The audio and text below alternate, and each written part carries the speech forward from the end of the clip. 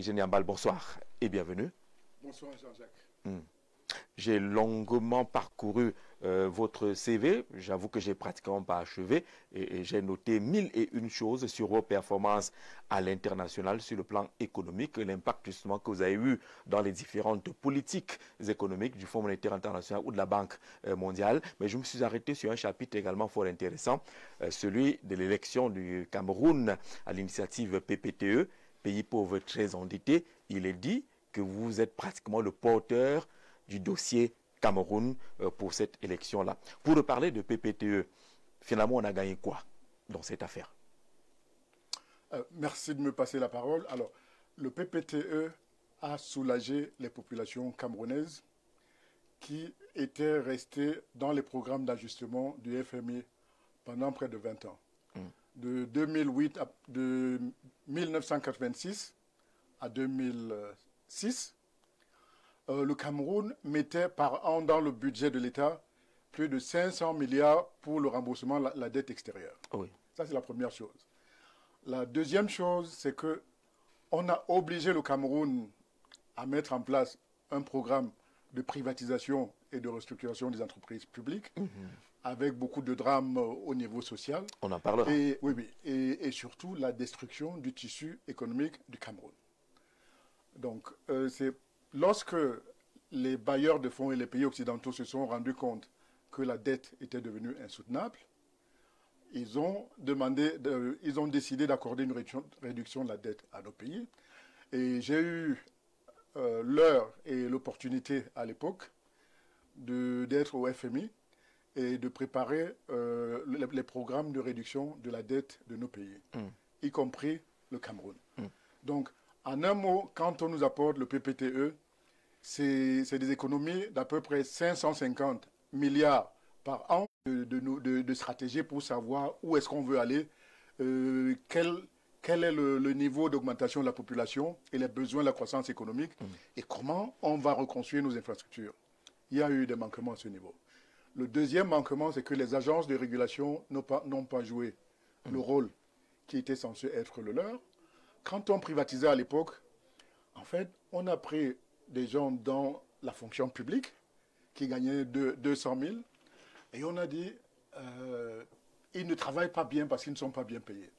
On va créer des agences de régulation à l'américaine où ces gens vont gagner 5 millions, 10 millions et on avait prévu que dans les agences de régulation, il y a à peu près une soixantaine de personnes. Mais on voit le contraire, on a des organisations qui ont 1500 personnes aujourd'hui. Oui, dans la réalité de nos pays, en fait, on se rend compte qu'on a déporté la fonction publique mieux rémunérée dans ces agences. Et le troisième niveau, c'est qu'il n'y a pas eu d'investissement. Quand je vois aujourd'hui Camra et les gens de ma génération... c'est le même vieux chemin de fer. C'est le même, et il y avait plus de trains entre nos deux grandes villes. Il y a une vingtaine, trentaine d'années. On prend les télécoms, on a les mêmes problèmes. On prend l'électricité, on a les mêmes problèmes. Alors, les bailleurs de fonds n'apportent pas cette assistance en grande partie parce que ce sont leurs multinationales qui profitent de la faiblesse de nos États, qui se sont retrouvés face à des mastodontes. Mais ce que je peux vous dire, Jean-Jacques... C'est qu'on a été entourloupé, c'est ça? Oui, mais on a été entourloupé quand même. Mais quand je regarde tout ça, rien n'est perdu. Après 20 ans, c'est rattraper tout ce temps-là, c'est pas évident. Mon ambition pour mon pays, c'est qu'on récupère la plupart de ces concessions qui ont été concédées au privé, mais qu'on y mette de la discipline. Quand je vois, vous voyez par exemple le port de Douala, il était géré par Bolloré pendant longtemps. On voit que quelques années plus tard, on voit qu'il y a une nouvelle dynamique qui est arrivée. Il y a une amélioration. Mais quand je regarde, je suis tranquille. Je sais que dans les secteurs de l'électricité, dans les télécoms, dans les chemins de fer, on peut avoir une meilleure performance, mieux répondre aux besoins des Camerounais. L'État doit reprendre le contrôle de ces structures. Mais il ne suffit pas de reprendre.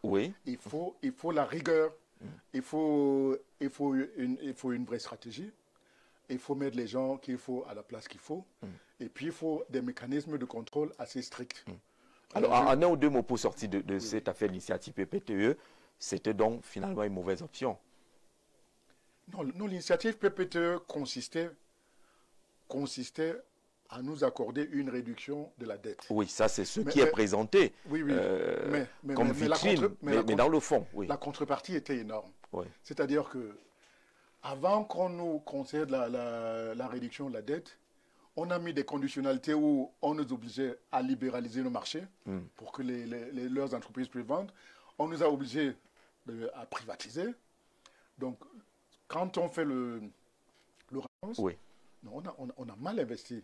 On a investi dans des secteurs qui ne soutiennent pas la croissance économique. Oui. Je pense tout ce qu'on a investi dans le foot, même dans les secteurs économiques où on a investi, l'investissement n'était pas bien fait. On a investi dans les ports, on a investi dans les barrages, mais le problème du Cameroun, c'est que... Ce sont comme des investissements économiques. Non, le problème, c'est que quand on investit, il faut investir de manière holistique. C'est-à-dire, il ne faut pas faire un investissement où vous construisez le port, mais on ne prévoit pas toute la chaîne qui peut rendre le port efficient, et on commence à rembourser la dette alors que le port ne fonctionne pas pleinement. C'est le même cas qu'on avait le barrage de Natigal aujourd'hui. Et je prends au niveau, et j'en parlais dernièrement quand j'étais en mission en Éthiopie, je disais, mais chez moi, on a un problème, c'est qu'on investit dans les barrages, mais il n'y a pas plus d'électricité disponible pour la population. Oui.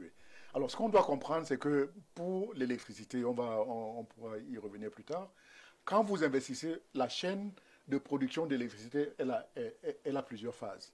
Il y a la phase de production, les barrages qui peuvent être construits par l'État ou par des opérateurs privés comme ceux qu'on a à Kribé. Une fois qu'on a construit les barrages pour produire, il faut investir dans la transmission, le transport d'électricité. Une fois qu'on a fait le transport dans les stations, c'est là que le distributeur Eneo, lui, il doit avoir des lignes pour fournir l'électricité aux ménages et aux entreprises. Chez nous, on a beaucoup investi dans la production d'électricité, mais on n'a pas pensé à la transmission de cette électricité. On n'a pas pensé et on avait un opérateur qui n'avait pas les moyens de faire le travail qu'il fallait. Lequel Eneo n'en avait pas? Oui. Et la deuxième chose, est-ce qu'on va revenir sur le secteur? Donc, en un mot, donc, quand on a investi dans des secteurs qui ne soutenaient pas l'économie. Et la troisième chose, c'est qu'on aurait pu, comme je l'ai vu en Côte d'Ivoire, utiliser les ressources du PPTE aussi pour investir dans les secteurs sociaux et augmenter les salaires dans la fonction publique. Ça aurait changé quoi? De donner plus d'argent aux fonctionnaires de la fonction publique alors qu'on ne produit rien. On va y arriver. Allons-y. On va y arriver. Vous savez que on est dans un système de corruption généralisée depuis qu'il y a eu la dévaluation et qu'on a baissé les salaires de la fonction publique de 70%. Donc, on a bloqué les salaires pendant longtemps. Et lorsque il y a eu ces ressources du PPTE, moi j'ai vu des pays comme la Côte d'Ivoire, par exemple, où les salaires, ils en ont profité pour augmenter les salaires des enseignants, les salaires du personnel de santé. Ah oui. Bon, un médecin là-bas, il gagne autour de 720 000. Un professeur de lycée autour de 420 000. Un instituteur, plus de 300 000. Bon, lorsque je compare par rapport au niveau des salaires ici, on aurait pu faire des efforts. D'accord. Et une société ne peut pas avancer en négligeant son capital humain. Donc, en un mot, on a mal investi. On se retrouve aujourd'hui dans une situation pire que sous le PPTE. Puisqu'on a retourné à la dette. Oui. Et le pire aujourd'hui, c'est que avant, la dette était essentiellement auprès des acteurs publics, des États et des organisations internationales. Aujourd'hui, on a ajouté la dette privée. Les eurobonds. Ce qui fait que restructurer la dette sera très compliqué. Pour me résumer, alors pourquoi on en est arrivé là, à ce niveau de dette? C'est que, un, le Cameroun ne produit plus rien, ne produit plus grand-chose en termes de création de richesses au niveau de l'agriculture, de l'industrie, des services. Sachez que un pays crée la dette comment? Quand les dépenses de l'État sont... Quand l'économie ne produit pas grand-chose et que l'État maintienne un niveau de vie élevé sans réduire ses coûts, même solution qui nous donne quand on est endetté. En fait, et Blanchard disait, mais ok, on a dit 70%. Bon, si on mettait 68% ou 72%, quelle est la différence? Donc, pour parler plus clairement, les 70% ne sont pas applicables à tout le monde. Parce que, un, les 70% d'un pays qui a une économie diversifiée, comme les États-Unis, comme les grands pays industrialisés, ce ne sont pas les mêmes 70% que ceux de la Centrafrique, de la RCA, de pays qui dépendent d'un seul produit pour générer des devises. Les 70% d'un pays, imaginez que le Japon est à plus de 130%. Les États-Unis sont à plus de 100%. Mais étant donné que le Japon est endetté en monnaie nationale, il n'a pas la même pression que les pays comme le Cameroun et les autres qui ont une dette extérieure. Là où il faut, les critères sur lesquels il faut insister, c'est par exemple le poids du remboursement de la dette dans le budget de l'État, c'est-à-dire par rapport aux recettes. Parce que l'État doit construire des routes, payer les salaires et tout ça.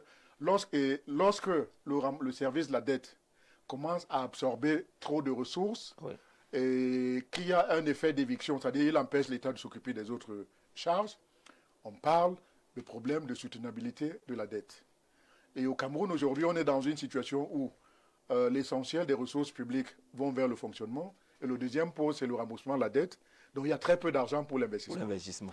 Le troisième niveau qu'il faut voir, c'est pour la soutenabilité de la dette, c'est la capacité à rembourser cette dette, c'est-à-dire le niveau d'exportation. Parce que quand vous prenez la dette, comme on a pris des eurobonds, on rembourse ça avec notre cacao, avec le café, avec le pétrole. Donc c'est la capacité à exporter. Si vous avez par exemple, la Côte d'Ivoire a un niveau nominal de dette très élevé, plus de 35 000 milliards. Mais son niveau d'exportation, ils exportent à peu près 3 fois plus que le Cameroun. Donc ils ont une meilleure capacité de résilience pour rembourser la dette. Donc en un mot, quand je prends tous ces facteurs, aujourd'hui, je pense que le Cameroun, et surtout quand on regarde les échéances de remboursement de notre dette à venir, on sera obligé de restructurer la dette pour la rendre soutenable. En un mot, le Cameroun, aujourd'hui, est dans une trajectoire de dette qui va devenir insoutenable. Et si on continue comme ça, vous avez eu l'exemple de la Grèce, où ils n'ont fait que s'endetter. À un moment, on fait tellement une ponction au niveau des taxes, au niveau des impôts, qu'on tue la bête. C'est-à-dire on tue le tissu économique qui alimente le trésor public. Donc il faut changer de paradigme. D'accord. Alors la réalisation a affiché un sous-titre tout à l'heure sur le regard que les Camerounais ont de ces institutions de Bretton Woods, Banque mondiale, FMI. Les leaders politiques que nous recevons régulièrement ici considèrent qu'il pourrait s'agir plutôt de nos bourreaux et non des partenaires. Est-ce qu'on peut trancher sur la question? FMI, Banque mondiale, c'est les bourreaux de nos économies ou des partenaires? Jean-Jacques, si vous allez ici à Yaoundé ou à Douala ou dans n'importe quelle ville africaine, vous demandez bailleurs de fonds, on va dire Banque mondiale, FMI et tout ça, ou la France. Si vous quittez ici, vous allez en France, vous allez aux États-Unis, vous demandez aux gamins du même âge, de 12, 13 ans, bailleur de fonds, ça veut dire quoi? Il va vous... À l'intérieur. Oui, je l'ai dit, j'ai eu une demande d'explication. Naturellement. Une fois parce que j'avais été cité dans le journal Le Monde. Mais le rôle, le FMI donne des conseils. Non, le FMI n'a pas qu'un rôle négatif. Le FMI a plusieurs types de rôles. Le premier rôle, c'est de donner des conseils à tous les pays membres sur les fragilités de leurs économies. Mais tant que vous n'empruntez pas leurs ressources, ils n'ont aucune emprise sur vous. Le deuxième niveau, c'est quand ils vous prêtent des ressources, là, ils vous contrôlent. Et sachez que quand vous empruntez les ressources du FMI, mais ils contrôlent toutes vos ressources naturelles, votre budget. Ce n'est pas vous qui faites votre budget quand vous êtes sous programme. Et vous n'avez pas le droit d'aller emprunter de l'argent sur d'autres créanciers sans l'accord préalable du FMI, lorsque vous êtes sous programme. J'ai vu des cas à l'époque où un pays adopte son budget et nous arrivons après, on se rend compte que ça ne cadre pas avec le budget du FMI. On demande au pays de faire un collectif budgétaire. Maintenant, en termes de politique et de politique économique, les politiques du FMI qu'on met en œuvre dans le cadre des programmes d'ajustement ont pour but d'apporter une assistance provisoire à des pays qui ont des problèmes temporaires de balance de paiement, c'est-à-dire qui n'ont pas assez de devises pour participer au commerce mondial. J'ai dit provisoire et temporaire. Donc par rapport à ça, ils ont mis des programmes à court terme de 6 mois. Et ils jouent un rôle d'huissier des pays riches. Parce que les pays riches se sont rendus compte que s'ils viennent séparément pour réclamer leurs dettes vis-à-vis du Cameroun, le Cameroun pourra se rebeller. D'accord. Donc, en un mot, le FMI joue un rôle d'huissier au profit des pays créanciers. Alors, ce que nous recevons régulièrement ici, puisque je vous l'ai dit, on aura toujours un petit pas ou un pied dans l'élection présidentielle, nous disent que si eux, ils sont élus, le Cameroun n'ira plus jamais au Fonds monétaire international. Il cite également le chef de l'État actuel, le président Biya, qui à une certaine période avait fait cette promesse-là de ne plus aller au FMI. Est-ce que le Cameroun et les autres États africains que vous connaissez bien peuvent se passer du Fonds monétaire international? Moi, ma vision claire, si j'ai l'occasion d'exercer des responsabilités dans mon pays, c'est de sortir, c'est de préparer un programme de sortie du Cameroun des programmes du FMI. C'est-à-dire qu'on aura des relations avec le FMI, le même type de relations qu'ils ont avec la France, les États-Unis. C'est-à-dire on y va, et ils sont comme un médecin qui nous donne des conseils en disant il y a tel problème, mais nous avons la liberté ou pas de mettre en œuvre leurs recommandations. Le faire, ça demande quoi? De l'audace, tout simplement? Non, pas de l'audace. De l'orgueil, où il y a un socle économique qu'il faut d'abord bâtir avant d'arriver à cette position-là. Il faut une économie forte. Oui. Il faut une économie orientée vers la création de richesses. Il faut une politique orientée vers le retour à la souveraineté. Parce que nous sommes dans un modèle économique aujourd'hui où, depuis 40 ans, on nous a dit ne produisez pas ce que vous consommez. Vous pouvez acheter le riz d'Inde, du Vietnam, tous les autres produits, vous pouvez les acheter à l'étranger. Mais l'évolution de l'environnement international aujourd'hui, vous voyez même depuis les États-Unis, qui sont le pays fondateur du FMI, même eux-mêmes se révoltent aujourd'hui contre les politiques du FMI. Le FMI a dans sa charte, par exemple, que pas de barrière douanière entre les pays, mais Trump a mis ces barrières douanières. Donc, pour parler clairement, il faut des politiques qui visent à restaurer une souveraineté économique dans nos pays. Ça veut dire qu'au niveau agricole, par exemple, il faut des politiques qui fassent que le Cameroun recommence à produire abondamment, à être autosuffisant, à exporter vers l'étranger. C'est possible. Il faut des politiques de redynamisation de nos industries. Est-ce qu'on en a suffisamment? Lorsqu'on parle d'industrie, si on fait les clichés actuels, est-ce qu'on en a qui peuvent permettre de répondre justement à cette vision? Il faut en créer ou il faut entretenir celles qui sont là? En fait, c'est tout cet écosystème qu'il faut recréer et ce qui n'est pas en train d'être fait en ce moment.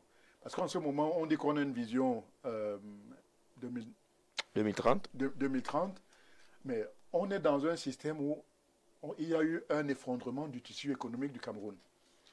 Je prends un exemple. Sur les cultures vivrières, le Cameroun importe quasiment beaucoup de produits qu'il consomme. Le riz, près de 200 milliards. Le poisson, d'une centaine de milliards. Le blé pour fabriquer du pain, plus de 170 milliards. Les oranges, on importe les oranges du Nigeria. Et la dette provient également du fait que, non, j'ai dit tout à l'heure que la dette provient du fait que l'État n'a pas de rigueur dans la gestion. C'est-à-dire, on dépense plus que ce qu'on a. Le deuxième niveau d'endettement, c'est le fait que le pays ne produise pas. Quand on injecte 200 milliards de riz vers le Vietnam et les autres, on est en train de créer on est en train de créer des emplois là-bas. Oui. Et il faut aller contre cette logique. Il faut, en fait, les programmes d'ajustement ont détruit tout l'écosystème qui soutenait nos agricultures. Je prends maintenant au niveau des économies de rente, café, cacao, huile de palme et tout ça, ça aussi, ça s'est effondré. Cacao, Côte d'Ivoire, 2 millions de tonnes. Cameroun, 200 000 tonnes. Éthiopie, 950 000 tonnes de café. On a près de 38 000 tonnes au Cameroun. Huile de palme, on a aussi... On commence à l'importer maintenant. Oui, on importe du Gabon. Et notre voisin, le Nigeria, lui, il importe pour plus de 1 500 000 tonnes d'huile de palme. Donc on a un marché à côté. Vous prenez l'EVA, la Côte d'Ivoire a plus de 1 200 000 tonnes, on a 200 000 poussières. Et c'est dû à quoi? C'est dû au fait que tout l'écosystème qu'on avait dans les années 60 qui soutenait tout ça, il a disparu. Et on n'a pas fait l'effort de faire de nouvelles politiques, de mettre en place un nouveau dispositif pour redémarrer tout ça. Moi, c'est ce que je veux. Je veux qu'on fasse pour ce pays. Et le Cameroun a les moyens pour le faire? Je peux de 100 milliards de poissons. Dans des domaines comme ça, moi, je veux réorganiser la chaîne de valeur pour que le Cameroun, qu'on arrive à produire ici. Ça peut se faire. On peut réorganiser ça. D'accord. Donc, vous imaginez les emplois, si on essaye de reconstruire tout ça. Maintenant, vous voyez au niveau industriel, Jean-Jacques, à Douala, il y avait des zones industrielles. On fabriquait tout ce que on consomme, les chaussures, les ustensiles, tout ce qu'on avait. On doit avoir un pays qui recommence à produire tout ça. Et ce n'est pas des vœux pieux. Ça, on a l'impression justement que vous êtes en train de décrire le monde merveilleux où tout pourrait être parfait d'un coup de baguette magique. On a quand même l'impression que c'est très compliqué. Vous ajouterez à cela les menaces, les restrictions. Vous avez celle par exemple des États-Unis, Donald Trump aujourd'hui, qui concerne les pays de la CIMAC, allant même jusqu'aux difficultés d'accès au visa. On a l'impression quand même qu'il y a une ceinture qui pourrait perturber le beau rêve que vous nourrissez, le Cameroun merveilleux que vous décrivez. Jean-Jacques, quand je regarde mon pays aujourd'hui, je vois tous les problèmes auxquels on est confronté. L'absence d'eau, d'électricité, de transport. Je vois le fait que nos jeunes n'ont pas d'emploi et que beaucoup veulent aller à l'étranger. Ce n'est pas une solution parce que l'avenir, c'est chez nous. Si on est bien organisé, l'avenir, c'est ici. La situation du Cameroun me rappelle celle que j'ai trouvée au Rwanda après le génocide. Où il n'y avait rien, l'économie était par terre. Et lorsqu'on a commencé à travailler le Rwanda avait un seul produit à l'exportation, c'était le thé. Et ce qu'on a fait, on a fait un séminaire financé par la Banque mondiale, où on leur a demandé, mais aujourd'hui, si on enlève les productions de thé et de café ici, comment vous allez créer des emplois pour votre population? Puis on a commencé à leur montrer les images de Singapour, qui était un hangar, il n'y avait rien, de la Malaisie et tout ça. Et c'est comme ça qu'on a lancé les idées de Rwanda 2020 et tout ça. Et ce que je peux vous dire, c'est que tout ce que je dis là, je peux contribuer à le faire. C'est-à-dire, je n'ai aucun doute. Et quand je regarde les autres pays, je voyage, je vois des pays qui construisent des infrastructures, je reviens ici, il y a un dynamisme dans... Mais qu'est-ce qui manque, Eugène Yambal? Vous pouvez le faire, vous êtes conseil des États, vous conseillez plusieurs États africains, vous ne le faites pas pour le Cameroun. Pourquoi? Je ne suis pas... Vous savez, le conseiller et l'acteur politique, ce n'est pas la même chose. Vous pouvez donner les conseils, les gens vous écoutent. Et bon, à un moment, il faut voir comment on peut on peut s'assurer que... Vous auriez voulu avoir un destin à la Dramane Ouattara, parti des institutions là pour diriger tout un État. Ça vous tente, non? Vous avez cette idée, peut-être pour implémenter tout ce que vous dites, de devenir peut-être chef d'État au Cameroun. L'idée vous effraie ou bien? Non, Jean-Jacques, si j'étais un homme habité par la peur, je n'aurais pas fait tout ce que je fais. Et quand je choisis d'entrer dans une bataille, moi j'aime gagner. Et quand je regarde mon pays aujourd'hui, je vois le potentiel. Et, et puis je vois la vision que j'ai de mon pays. Oui, vous vous dites pourquoi pas? Pourquoi? Je dis, je dois contribuer. Ma plus grande satisfaction, c'est de voir que les jeunes ont plus d'opportunités, de voir le fait que les coupures d'eau, d'électricité, qu'il n'y a plus tout ça. Je vous dis, les problèmes comme dans les télécoms ou dans beaucoup de domaines, ça, c'est des problèmes que je peux contribuer à résoudre, pas dans un horizon de plusieurs années. Je dis, et ce qu'on devrait faire dans tous ces domaines qui ne sont pas performants, j'ai des idées claires sur comment... On va prendre un cas pratique, et je n'y ai mal. La situation de l'énergie électrique. On nous annonce aujourd'hui que l'État est en train de racheter ou a racheté les parts de Eneo, pour le dire de façon plus simple, parce que c'est Eneo qu'on connaît, on peut aller chercher qui est derrière Eneo. Finalement, est-ce que c'est la solution? Vous avez beaucoup travaillé sur les questions énergétiques. On revient un peu à la souveraineté.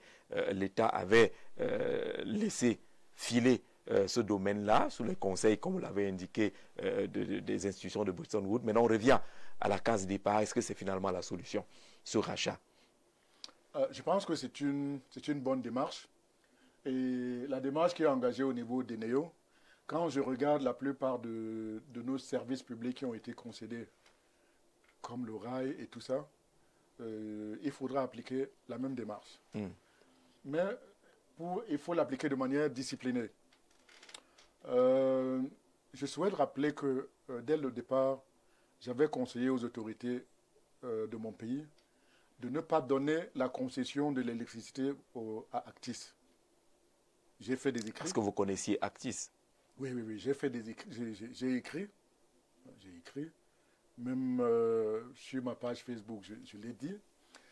Quand je regarde alors, de quoi s'agit-il? Quand on privatise la Sonel, on donne à AES. Qu'est-ce qui se passe? Les Occidentaux se disent que si, vous savez, le secteur de l'électricité, je vous ai dit qu'il a plusieurs segments, production, transport et distribution. On se dit, mais si on privatise tout ça d'un bloc, leurs entreprises ne vont pas pouvoir faire des bénéfices. On coupe en petits morceaux, comme je le disais tantôt. Il y a une partie production, c'est l'État qui construit les barrages. Et on permet aussi aux privés de pouvoir investir. Vous avez ceux qui produisent le gaz à Kribi. À KPMC. Oui. Donc, ensuite, on transporte. Maintenant, on amène leur multinationale ici au niveau de la distribution où ils font la facturation. Et c'est eux qui encaissent le gros de l'argent. Ah oui. Mais l'État leur loue les barrages. Mais c'est l'État qui supporte le gros des investissements. On amène AES, lui-même qui n'avait pas une grande expérience dans le secteur. AES a été créé par des avocats américains. J'habitais à Arlington aux États-Unis. Ça avait été créé pas loin de chez moi. Et à l'époque, j'étais un peu... Même ça, j'étais opposé. Bon, ils sont venus. On est entré dans un système où l'État n'a pas investi pendant longtemps. On a une entreprise qui est arrivée. Avant de quitter le Cameroun, AES a contracté des dettes auprès de la SFI, où je travaillais, et Proparco. Et ils ont mis en gage la consommation future d'électricité au Cameroun. Et j'ai des amis qui travaillaient sur ce dossier. Ils ont mis en gage la consommation d'électricité au Cameroun. C'était l'une des gages qu'ils avaient donné. Et quelques temps plus tard, donc c'était pour faire un programme d'investissement. Quelques temps plus tard, je me rends compte que AES veut quitter le Cameroun. C'est sur ça que je me permets d'écrire aux autorités en disant récupérez la Sonel, ne donnez pas la Sonel à Actis. Pourquoi? Parce que Actis est un fonds d'investissement, qui s'était associé à d'autres fonds. Alors, qu'est-ce qu'ils ont fait? Ils ont collecté de l'argent auprès, ils peuvent venir chez Jean-Jacques, chez Pierre et l'autre, ils prennent de l'argent et puis vous disent, nous on va chercher des affaires, on vous promet un retour sur investissement de 20%. Donc c'est comme ça qu'ils viennent chercher, ils viennent prendre la concession chez nous. Et quand ils la prennent, ils n'ont pas de fonds pour investir. Donc, ils continuent sur le même schéma où ils sont là, ils font la distribution. Et on arrive à un niveau où le système est complètement déréglé.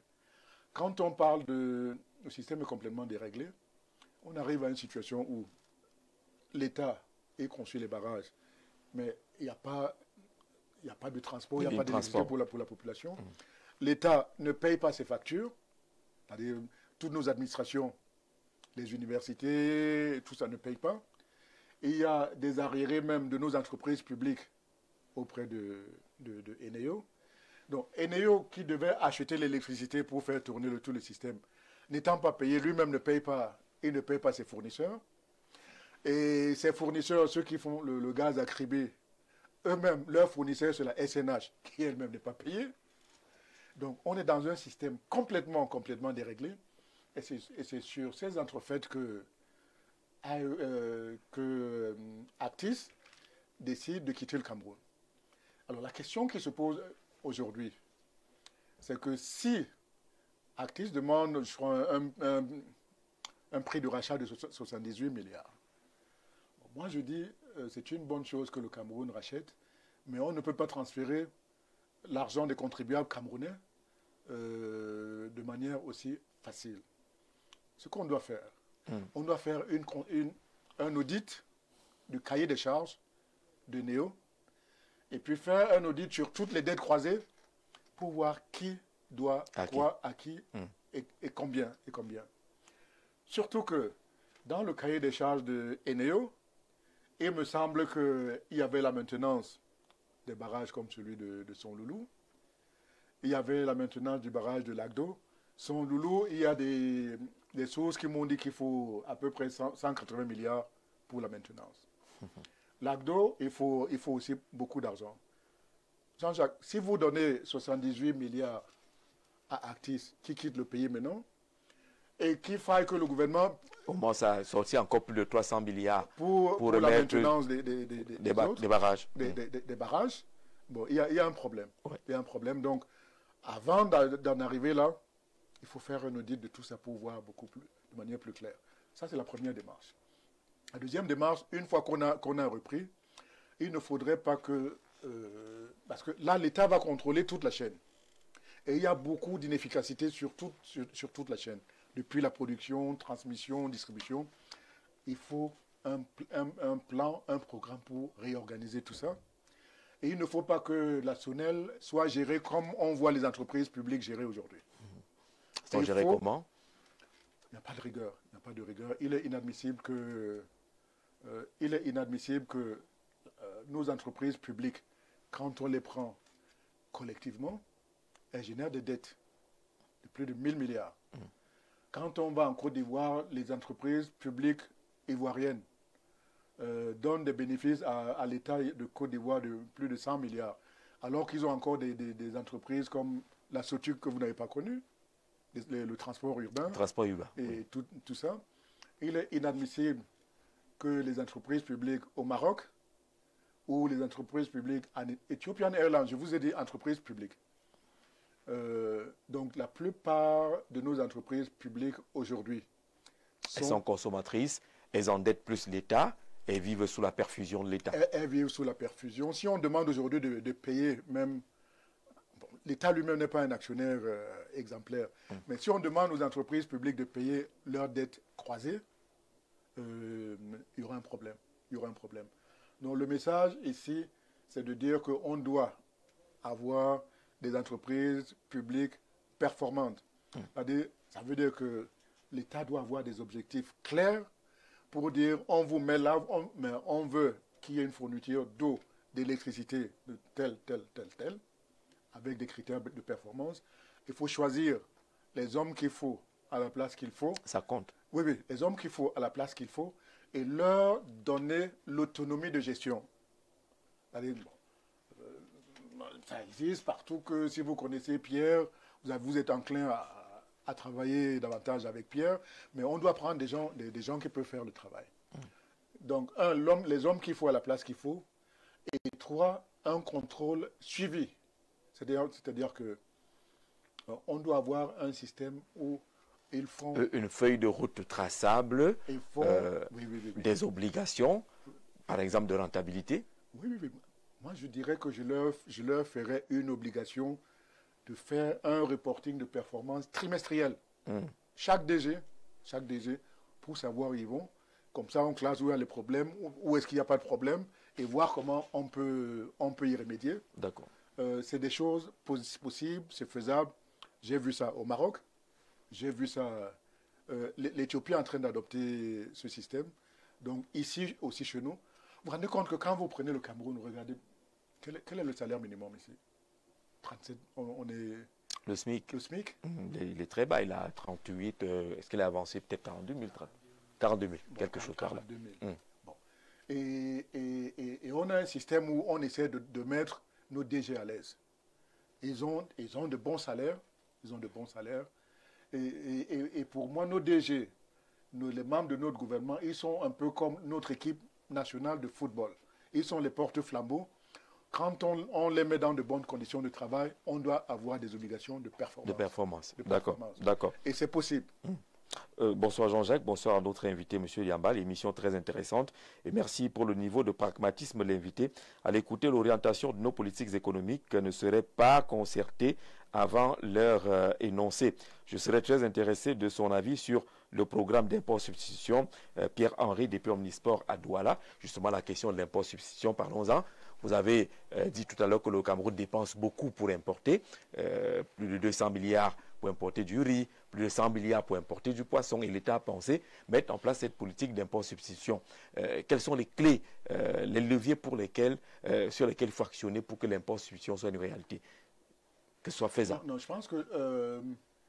Est-ce que c'est déjà une option qui peut tenir dans le contexte camerounais, l'impôt substitution? Non. Il y a deux choses. La vision 2030 que nous avons aujourd'hui n'aura pas les résultats escomptés. Ça, je peux l'expliquer. La SND 30, non, elle n'aura pas. Qui est un peu notre document guide. Oui, elle n'aura pas les résultats escomptés. Si vous permettez, je pourrais développer sur ça tout à l'heure. La deuxième chose, sur l'impôt substitution, si on n'a pas une action rigoureuse, organisée, on n'aura pas de résultats. En fait, ça reflète un peu... On a un problème au Cameroun, c'est qu'on aime improviser. L'impôt substitution, ça ne se décrète pas. Il faut... Les pays où j'ai vu que ça marche, quand on dit impôt substitution, ce qu'on fait, c'est qu'on identifie les secteurs clés dans lesquels on veut faire l'impôt substitution. J'ai parlé de riz, j'ai parlé de poisson, j'ai parlé de tous les autres domaines. On regarde ces chaînes de valeur et puis on se dit, OK, sur le riz par exemple, nos besoins sont peut-être de 800 000 tonnes, on est à moins de 400 000 tonnes. Sur le poisson, voici où on en est. Dans tel domaine, donc on fait une loi des politiques sur l'impôt substitution. En se disant, sur le plan, et on traduit ça en plan. On peut faire un plan riz, par exemple, pour dire dans 10 ans, on veut devenir autonome, autosuffisant et vendre les excédents au Nigeria et à nos voisins. Oui. Et donc, par rapport à ça, on a une vision claire de l'ensemble du secteur. Dans le riz, ça vient d'où? Pourquoi les autres, pourquoi l'Inde, le Vietnam, tous les autres, pourquoi ils vendent mieux que nous?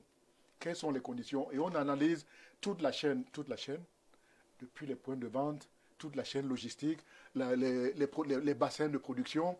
S'il le faut, on doit créer des zones, des bassins de production, les aménager, comme j'ai vu, par exemple, des pays comme l'Éthiopie ou le Rwanda, où, vous voyez, le privé n'a pas les moyens d'aménager des espaces de production lui-même. Oui. Donc, quand on vise certains secteurs, c'est comme ça qu'on organise et on réfléchit en termes de, OK, quelles sont les incitations en termes de gouvernance, si on veut y arriver.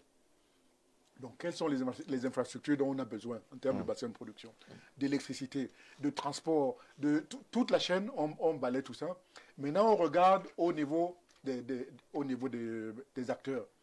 Est-ce qu'on peut s'appuyer sur des champions nationaux? Est-ce qu'on veut créer des champions nationaux?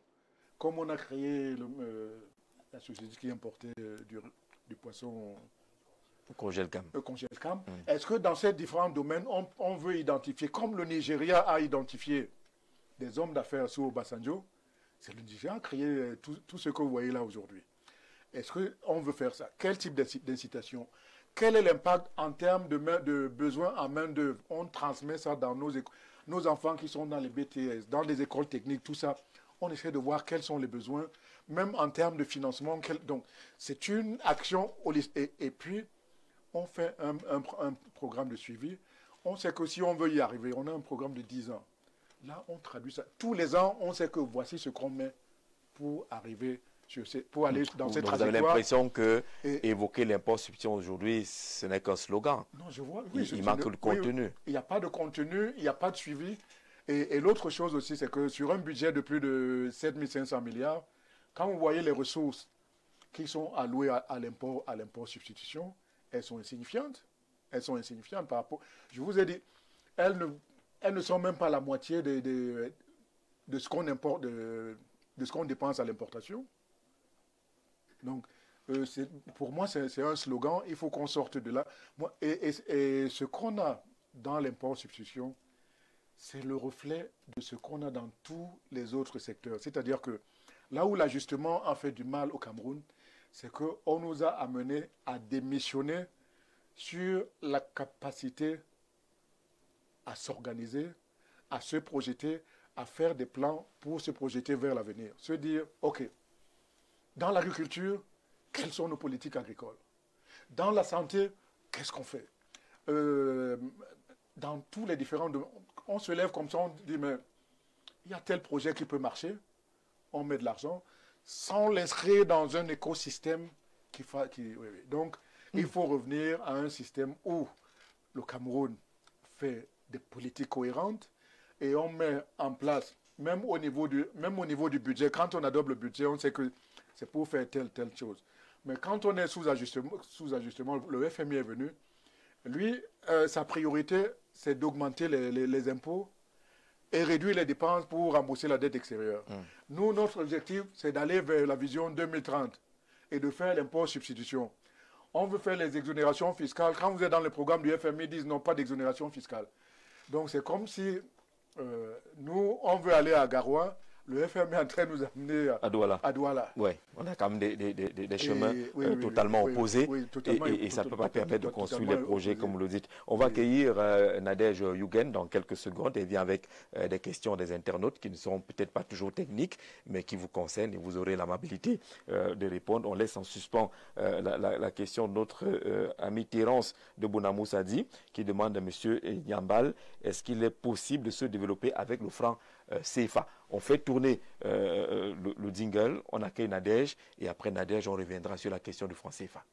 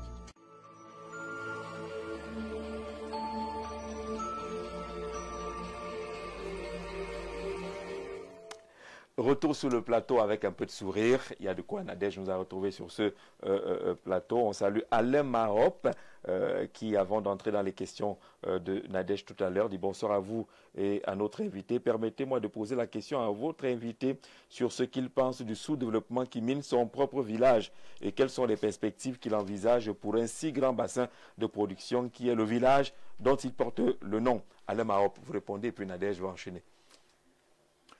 Merci beaucoup. Je pense que ce qui se passe dans mon village est le reflet de la plupart des villages que j'ai eu l'occasion de visiter au Cameroun. Ce que je peux dire par rapport à ça, c'est que lorsqu'il y aura un changement de politique, je pense qu'on devra faire l'effort de mieux organiser nos villages en bassins de production et s'assurer qu'ils alimentent nos grandes villes.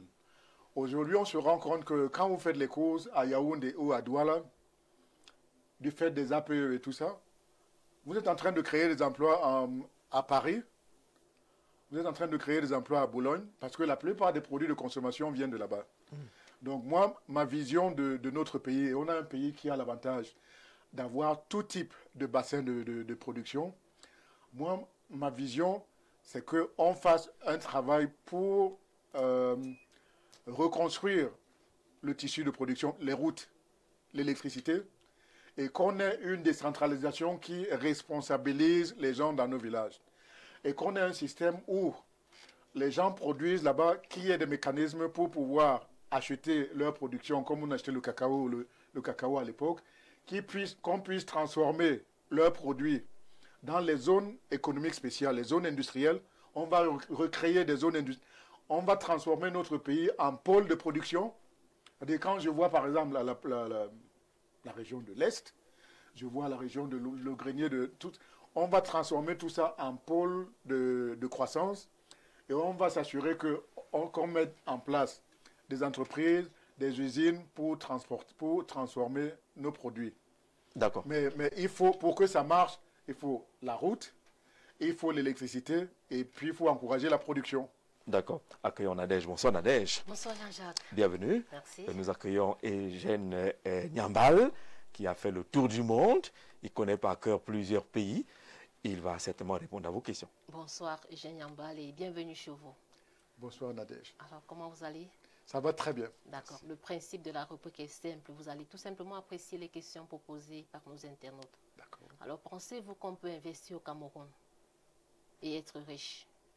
Une infime partie du pays qui concerne la gestion des énormes pays des 10 autres régions. Il faut faire un effort pour que cet argent soit mieux distribué sur l'ensemble des régions. La deuxième chose, il faut complètement réorganiser l'État du Cameroun. On a un État qui fonctionne encore manuellement. Il y a beaucoup de sources de corruption. On a beaucoup d'incompatibilités juridiques qui devraient s'imposer, qui ne sont pas là. Les députés qui sont dans les affaires, les fonctionnaires qui sont dans les affaires. On a des mécanismes de lutte contre la corruption qui ne fonctionnent pas bien. On a tout le système de gestion des marchés publics. Je veux tout réorganiser. Tout le système de gestion des marchés publics. Il faut tout réorganiser. La commande publique ne doit pas être là pour donner des marchés à des gens qui ont des entreprises dans des mallettes. Il faut encourager. La commande publique doit permettre d'organiser l'outil de production, encourager les Camerounais qui ont des entreprises productrices et qui embauchent les gens, qui emploient les gens. Sur la lutte contre la corruption, on doit être beaucoup plus sévère. Beaucoup plus sévère. S'assurer que il est inadmissible que dans nos ministères aujourd'hui, vous voyez que c'est le ministère qui contrôle toute la chaîne. Elle a un besoin, elle lance un appel d'offres, elle contrôle. Non, on va déconnecter tout ça. C'est-à-dire qu'on devra avoir un système où le ministère qui a des besoins n'est même pas associé au processus de passation des marchés. Il faut digitaliser le Cameroun. Digitaliser. Ça va réduire beaucoup de sources de corruption. Et puis, au niveau de la répression, il faut rendre les poursuites automatiques. C'est-à-dire que quand on a des accords quand on a des rapports, par exemple, qui montrent qu'il y a de la corruption, il devrait y avoir une saisine automatique de l'autorité judiciaire, sans aucune barrière. Sans aucune barrière. Parce que le système aujourd'hui, la CONAC, par exemple, n'a pas un pouvoir coercitif ni répressif. Elle constate et dépose son rapport, croise ses bras et attend. Oui. Et parfois, rien ne se passe. Tout à fait. Tout à fait. Voilà. En fait, il y a beaucoup de structures qui s'occupent de la lutte contre la corruption chez nous. Et qui, malheureusement, souvent se rendent compte qu'elles ont des ressources pour leur budget de fonctionnement. Mais quand il faut faire du travail d'investigation, vous savez que les méthodes de détournement, elles sont plus sophistiquées aujourd'hui. Elles n'ont pas les moyens d'aller voir si les gens ont placé de l'argent à l'étranger. Elles n'ont pas les moyens de faire des investigations sophistiquées. Donc, il faut réorganiser le dispositif, le centraliser, et puis rendre public, c'est-à-dire rendre public. Donc, on doit s'assurer que toutes nos entreprises publiques fassent un rapport de fin d'année qui est disponible au public. Au public. D'accord. Deux, même sur l'exécution du budget, on doit s'assurer. Chaque ministère doit faire un rapport annuel sur l'exécution du budget qui lui a été confié. Et digitaliser aussi. Les procédures. Les procédures, mais je vous dis, et s'assurer que lorsque cette information est publique, bon, il faut éviter la diffamation et tout ça, que des groupes d'individus puissent rester en justice au nom de la population, s'il y a des détournements des deniers publics. D'accord. Le dernier point, c'est la répression. Il faut renforcer l'outil répressif. D'accord. Oui. Monsieur Nyambal, pourquoi n'êtes-vous pas compté parmi les grandes fortunes en Afrique malgré votre parcours élogieux? Vous avez quand même été à la Banque mondiale, au Fonds monétaire international, SFI, vous êtes conseil de plusieurs États. Vous devez être riche aujourd'hui. Vous savez que la manière dont j'ai été élevé m'a un peu éloigné de ce type de préoccupation. Et puis, partout où j'ai été même à l'école, quand j'ai fait dans des grandes écoles où j'ai été, même là où j'ai travaillé. Toutes ces écoles, Pont et Chaussée. Oui, là où j'ai travaillé. En fait, il y a une espèce de pudeur par rapport à l'argent. On apprécie les gens. Quand vous écrivez un nouveau livre, un article, quand on parle de vous, c'est ce qu'on apprécie. Et moi, ce qui m'importe, c'est à la fin de ma vie, c'est de m'assurer que j'ai contribué à améliorer les conditions de vie des Africains, des Camerounais. C'est ça, je dois vivre, je dois être à l'aise, mais j'aime gagner de l'argent en contribuant à améliorer les judéo-chrétiens. Même le Sénat, toutes les institutions, ça provient de leur tradition. Vous prenez la Chine dit qu'elle est le centre du monde. Elle appelle tous les autres des barbares. Et quand la Chine revient aujourd'hui, elle dit qu'elle est en train de prendre sa place de numéro 1 qu'elle a toujours eue. Vous prenez des pays comme le Japon, ils disent « Nous sommes le pays du soleil levant », c'est-à-dire le soleil se lève dans le monde au Japon avant de se lever chez les autres. Est-ce que vous voyez la force de projection que ça donne à ces gens quand ils sont face aux Occidentaux? Est-ce qu'ils ont peur? Pas du tout. Pas du tout. Maintenant, la deuxième chose sur le développement, dans mon livre, j'examinais également les questions de développement où je me demandais, est-ce que les pays occidentaux, y compris FMI, Banque mondiale, est-ce qu'ils ont mis en œuvre les politiques de développement qu'ils recommandent aujourd'hui en Afrique? À l'Afrique, ma réponse était non. Non. Et ma réponse était non. Le Japon, qu'il s'agisse de l'Angleterre, des États-Unis, du Japon, ils ont eu un modèle de développement où l'État jouait un rôle fort, un État stratège. L'État organisait, créait les conditions, mais c'est lui qui montrait la direction. La deuxième chose, c'est qu'ils ont favorisé l'émergence de leurs propres hommes d'affaires. La troisième chose, il y avait des systèmes d'incitation pour sanctionner. Si vous travaillez, si vous êtes dans la bonne, même la Corée, tout ça, si vous êtes dans la même direction que celle que l'État veut développer le pays, on vous soutient, sinon on vous sanctionne. Et on protégeait les industries naissantes. Tout ce qu'on nous amène ici aujourd'hui où on dit non, il y a l'OMC, non, il y a la Banque mondiale, le FMI, ouvrez vos marchés. comme ça tout le monde peut venir vendre chez vous. Non, ça fait de nos pays des pays casinos, où on ne crée pas d'emplois. Tout ce qu'on consomme ici, nos enfants sont au chômage et on crée des enfants ailleurs. Dans ce schéma-là, où est-ce que vous inscrivez par exemple les accords de partenariat économique entre les pays africains et les pays de l'Union européenne? Ça a donné quoi? Ça a généré quoi pour l'Afrique? Tout à fait. Pour terminer ce que je disais, j'ai vu qu'au Sénégal, le ministre des Finances, c'est un de mes anciens collègues du FMI, qui a décidé que son pays va se passer des programmes. C'est un ancien du FMI. Hein? Un ancien.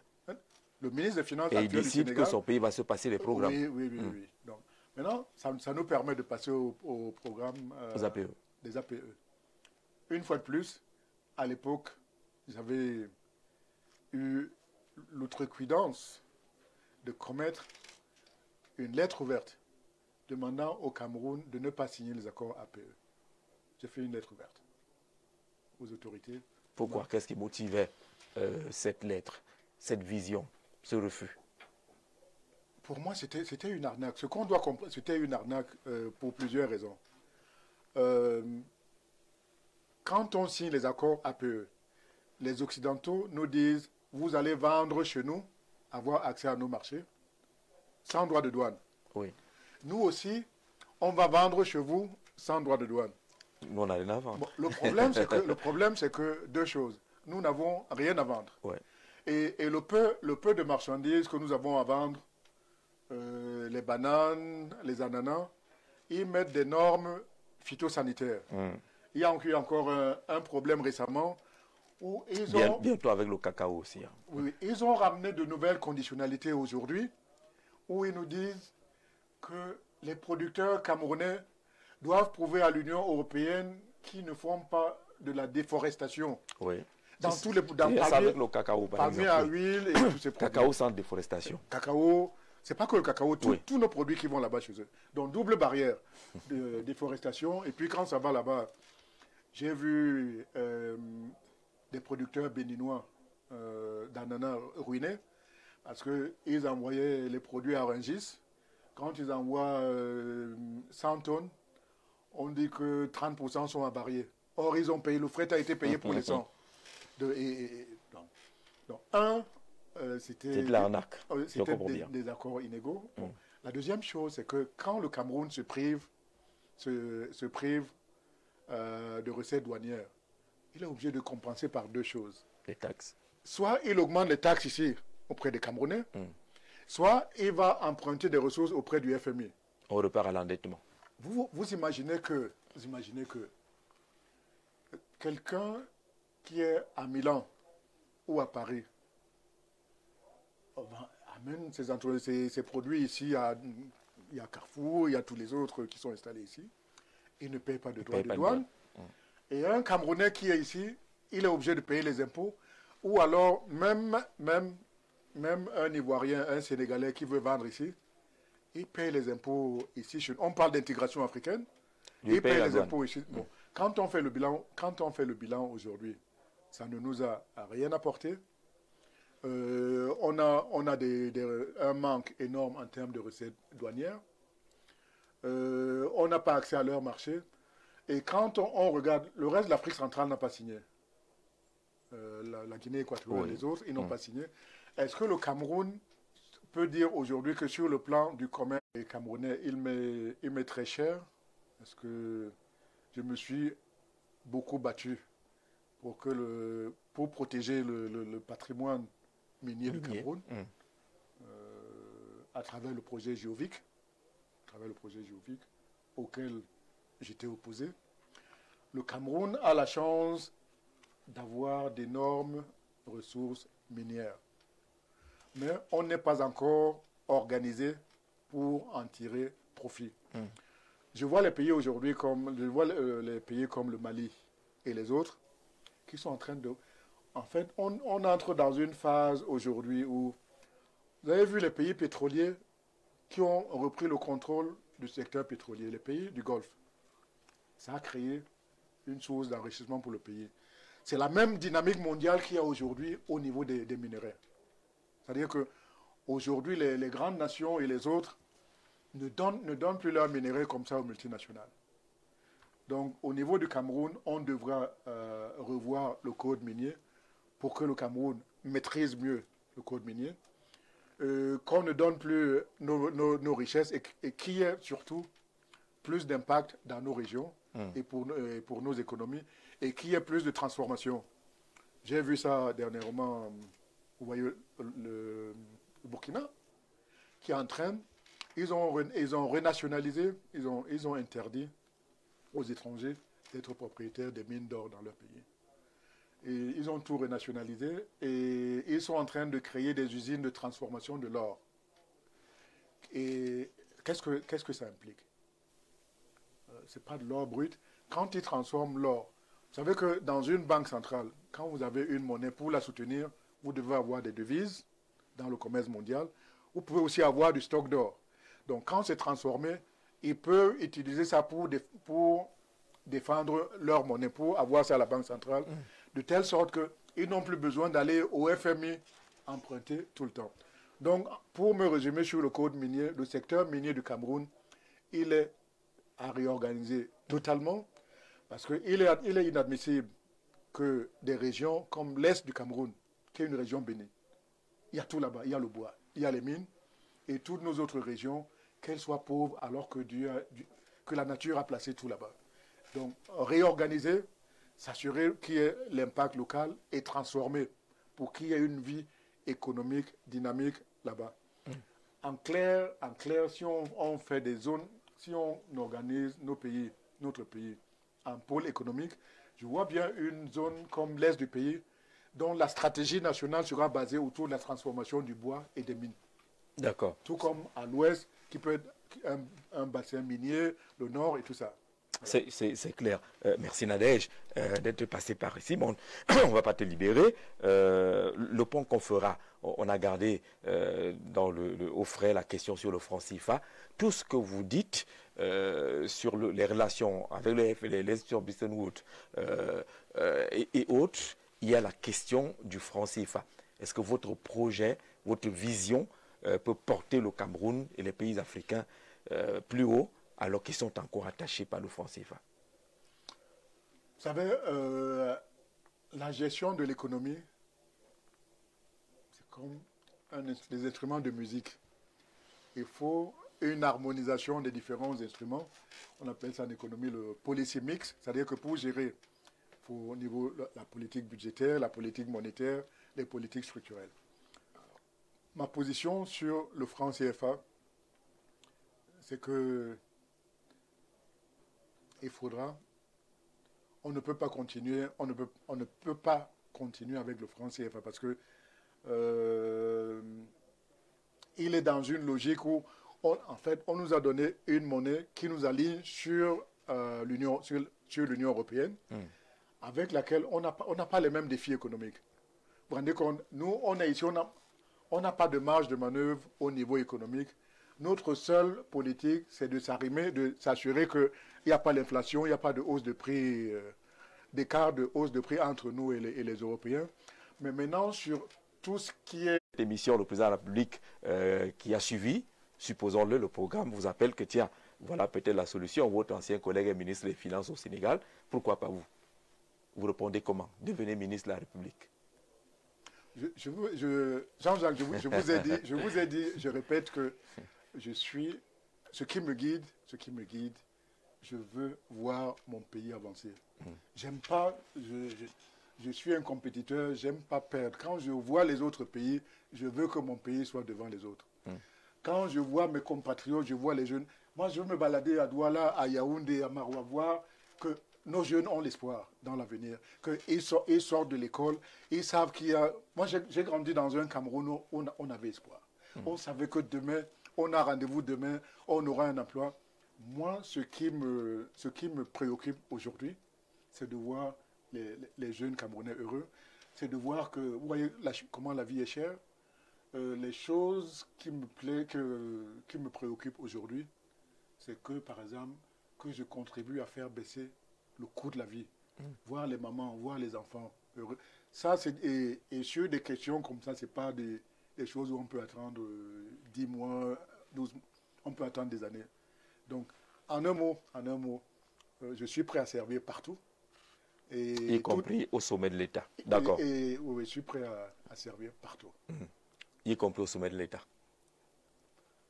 Je pense que les mots ont un sens. D'accord. Et lorsque vous observez la scène politique aujourd'hui, on va sortir par là, est-ce que les candidats à cette élection présidentielle, ceux qui se prononcent déjà, l'organisation qui se met en place du côté de l'opposition, est-ce que vous sentez qu'il y a des chances pour une alternative au Cameroun?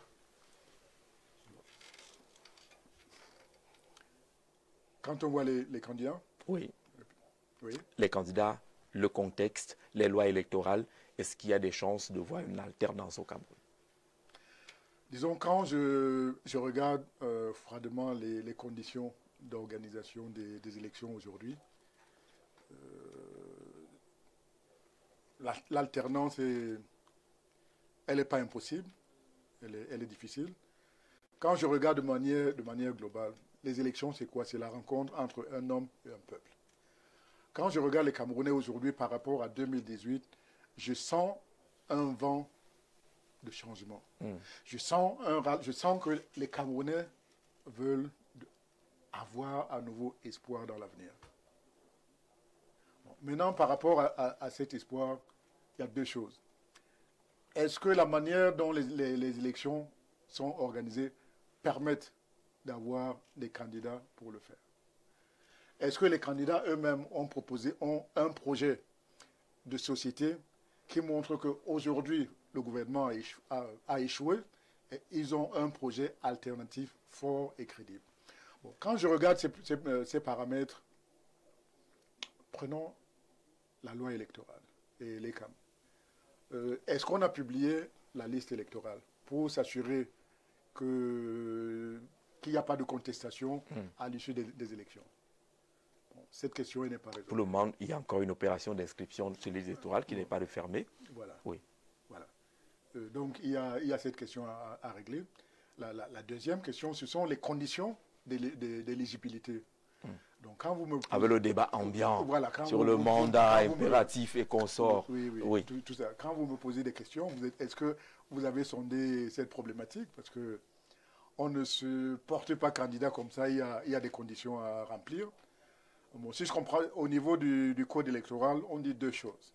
Un, on peut être présenté par un candidat, je regarde froidement le code électoral et la Constitution. Le code électoral est clair et il dit que soit vous avez un parti qui est représenté, soit de l'autre côté, vous avez des gens qui vous sponsorisent, mais il y a plusieurs catégories là-dedans. Il y a des sénateurs, des députés, des conseillers municipaux, des membres des chambres consulaires, les chefs de premier degré. Oui. Et c'est là que un parti qui a été rejoint par un député estime qu'il a qualité, en fait, qu'il est qualifié pour se présenter au présidentiel. C'est bien ça l'objet du débat. Oui, et vous le comprenez, ce débat, sous cette forme-là? Non, je dis que quand je regarde, je dis une fois de plus... Mais dans la diversion. Oui, quand je regarde froidement, c'est comme... Ce débat ressemble à un match de foot où il y a un club qui dit « j'ai marqué le but » et l'autre dit « non, il y avait hors-jeu » et l'arbitre prend la VAR. Tant que l'arbitre ne s'est pas prononcé au niveau de la VAR, c'est un débat distractif. Je vais m'expliquer. En clair, c'est le Conseil constitutionnel qui va décider de qui peut se présenter ou pas et quelle est la signification du parti représenté. Et quand on prend d'une part le code électoral qui montre ces conditions, on va de l'autre côté au niveau de la Constitution. Bon, quand on regarde le mandat impératif, il a été inscrit au niveau du chapitre sur les députés. Sur les députés. Et là où vous voyez que ça a été fait de manière opportuniste, c'est qu'on met à côté de députés mandat impératif, mais le sénateur qui vient en bas, on ne met rien. Donc, en clair, si un sénateur change de parti aujourd'hui, il y a un vide juridique. Donc, on dit, bon, mais mandat impératif, la manière dont on l'a mis, c'était pour protéger le député. Et ça ne clair. concerne pas. Et l'autre chose, la dernière chose, c'est que pour décider du parti qui est représenté à l'Assemblée, il y a un autre article en début, je pense au début de la Constitution, qui dit que les partis politiques concourent à l'expression du suffrage. Universel. Oui. Donc le juge constitutionnel peut demander, est-ce que parti représenté veut dire un parti qui a été rejoint par un député d'un autre parti, ou parti représenté veut dire qu'on remplit la condition qui dit avoir concouru à l'expression du suffrage.